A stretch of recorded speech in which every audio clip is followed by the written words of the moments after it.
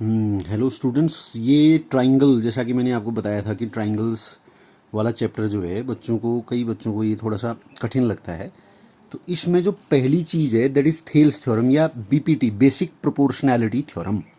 उसमें क्या बोलता है? उसमें ये बोलता है कि किसी ट्राइंगल ए बी सी के किसी साइड, जैसे बी सी साइड ले ली हमने, इस साइड के पैरेलल अगर कोई अन्य लाइन की ड्रॉ कर दी जाए, एक जैसे डी है, डी को बी सी के पैरेलल ड्रॉ कर दिया जाए, तो ये जो डी लाइन है ये जिन दो अदर साइड्स को मिल रही है, ए बी और ए सी, इन दोनों को मिल रही है ये डी और ई पर, तो इनको ये सेम रेशियो में डिवाइड करती है, यानी कि A D over D B is equal to A E over E C होगा। यानी कि अब दिया हुआ क्या है गिवन में, डी पैरेलल बी सी, ये दे रखा है, and we have to prove that A D over D B is equal to A E over E C. इसके लिए हम कंस्ट्रक्शन करते हैं कुछ। पहले तो डी से सी को मिला देते हैं, डी सी एंड बी, इन दोनों को मिलाया। अब हम इसमें एरिया और ट्राइंगल का फॉर्मूला लगाएंगे। तो ट्राइंगल के फॉर्मूले का एरिया क्या होता है, ट्राइंगल का एरिया क्या होता है, 1/2 बेस इंटू हाइट। तो हमको हाइट ड्रॉ करनी पड़ेगी। तो हमने क्या किया, D M perpendicular A C और E N perpendicular A B draw कर दिया, क्योंकि जब तक परपेंडिकुलर नहीं होगा तो हाइट कैसे पता चलेगी ना, ये कर दिया। अब देखो प्रूफ में एरिया ऑफ ट्राइंगल क्या होता है, half into base into height, पहले ही मैंने फॉर्मूला लगा दिया। अब देखो मैंने लिखा एरिया ऑफ ए डी, यहाँ देखिए ऊपर A D E over area of D E B. ध्यान से देखिए, 1/2 ए डी का एरिया मैंने लिया, ए डी बेस लिया, A D base A D लिया, तो हाइट क्या होगी ई एन, और नीचे 1/2 डी बी वाले में बेस लिया हमने डी बी, ये वाला डी बी इंटू हाइट क्या होगी ई एन। अब क्यों होगी, देखिए क्या होता है, अगर हम किसी ट्राइंगल का बेस, जैसे इस ट्राइंगल का बेस देखिए ए बी सी का हमने बेस लिया ना बी सी, जिसको हम बेस लेते हैं उसके अलावा जो वर्टेक्स बचती है, बी सी तो बेस ले लिया, बच गया ए, वहाँ से जो ऑल्टीट्यूड ड्रॉ किया हुआ होता है वो हाइट होती है। और ये जो है बाहर भी हो सकता है ट्राइंगल के, जैसे ये ऑब्ट्यूज एंगल जो ट्राइंगल है पी क्यू आर, इसमें हमने क्यू आर को माना बेस माना, तो पी से ड्रॉ किया गया जो ऑल्टीट्यूड होगा वो हाइट होगी। ये बाहर भी हो सकता है, ट्राइंगल के बाहर है देखिए। तो इसीलिए यहाँ पर मैं इसलिए बता रहा हूँ आपको, क्योंकि ए डी को हमने बेस लिया तो ई बचा तीसरा वर्टेक्स, ई से ड्रॉ की गई ई एन, इसकी हाइट होगी।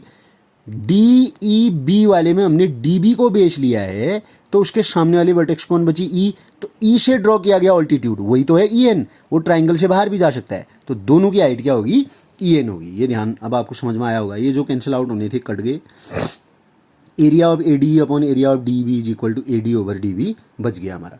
ऐसा ही हमने इस तरफ फिर से लिया, area of A D E over, अब ले लेंगे D E C, area of देखिए A D E over D E C. अभी हम लेंगे 1/2 ए ई लेंगे, अब बेस लेंगे हम इधर वाला ए ई, इसको लेंगे, ए ई बेस लिया तो सामने वाली कौन सी वर्टेक्स बची, डी, डी से जो ड्रॉ किया गया ऑल्टीट्यूड है डी एम, ये हाइट होगी, डी एम लिख दिया।